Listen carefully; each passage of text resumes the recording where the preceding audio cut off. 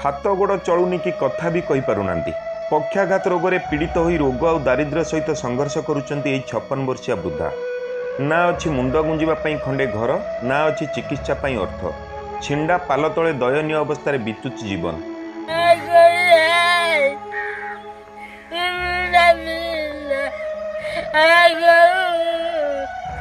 पूर्वतन सरकार एक सभा को जाई गाड़ी पड़ जाई हठात पक्षाघात आक्रांत होते, किंतु आज सरकारी साहाय्य सात सपन।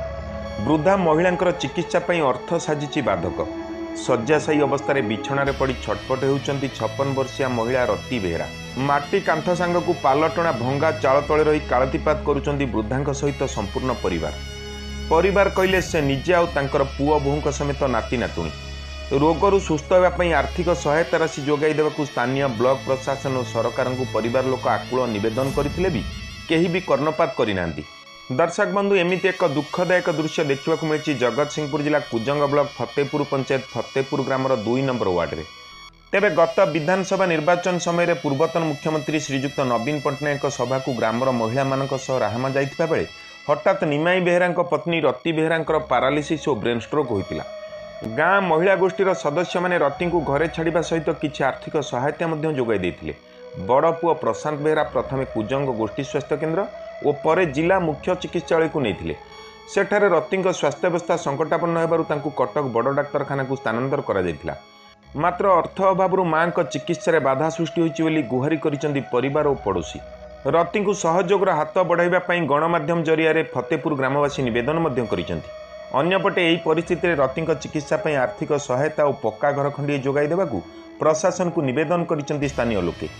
तेबे रति चिकित्सा जदि प्रशासन तथा कौन स्वेच्छासेवी अनुष्ठान सहयोगर हाथ बढ़ाते तेबे वृद्धांकर उत्तम चिकित्सा हो पारंता बोली साधारण मत प्रकाश पाई।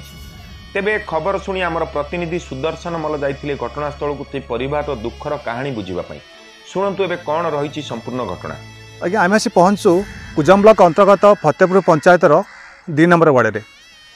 रति बेहरा नामक जड़े 60 वर्षर वृद्धा आम जो 5T सचिव VK पांड्यान आसते राहमा ग्रस्त कर निर्वाचन प्रचार करने से ब्रेन स्ट्रोक होता एमांकर, किंतु से माँ को मेडिकल रे ट्रिटमेंट करने बदल में किसी महिला आणिक छाड़ी रास्ता कड़े छाड़ी सीटू से उद्धार करी घर लोक आम्बुलांस के मेडिकल नहीं। मेडिकल रिपोर्ट आसला ब्रेन स्ट्रोक होती जहाँफल कि पारालिसिस होती।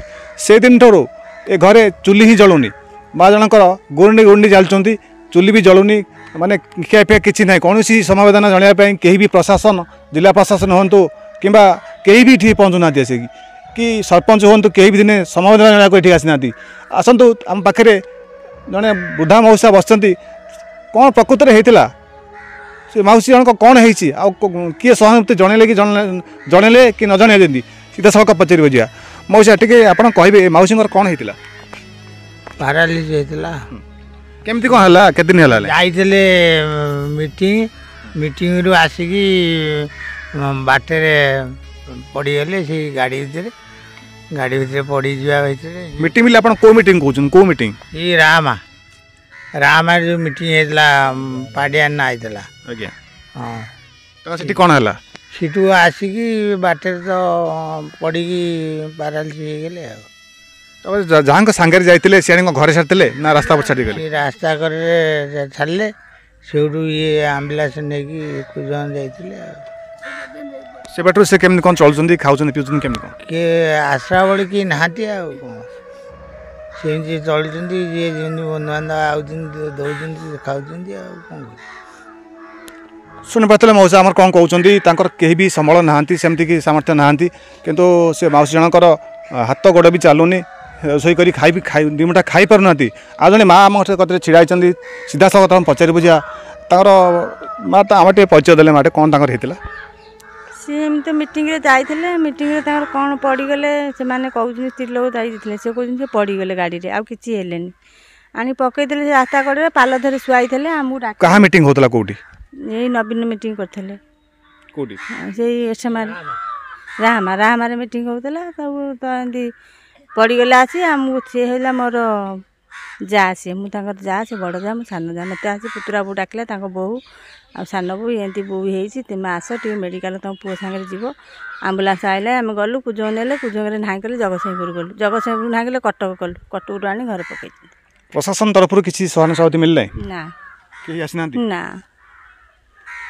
शुणी पारे आज्ञा यही फतेहपुर गाँव कुजम ब्लक अंतर्गत फतेहपुर गाँव 3 नंबर वार्ड कथा गोटे हुदा विदारिक दृश्य आज्ञा आज की 7-8 मास है आम भिके पांड्यान आसते मीटिंग करने निर्वाचन प्रचार करने आसते राहमा से मीटिंग रे से माँ जनकर ब्रेन स्ट्रोक होता किंतु दुर्भाग्यवशतः एपर्यंत घरे आसी प्रशासन पहुँची पारनी कि समाधान जानी पारनी दुख कष्ट गुरुंडी गुरुंडी से माँ चलती ये कौन कहानी यदि प्रशासन देखिपे जिला प्रशासन देखिपे निश्चय किसी हृदयंगम करी ए बुधा जन को साहाय्य किसी करूँ ये खबर प्रसारण पर आम देखा केते दूर तत्पर हो प्रशासन यही 60 वर्षर माँ जन को साहाय्य सहमति करुच्ची देखा बाकी रहा कुजंगरू चंदन सुदर्शन मल न्यूज 18।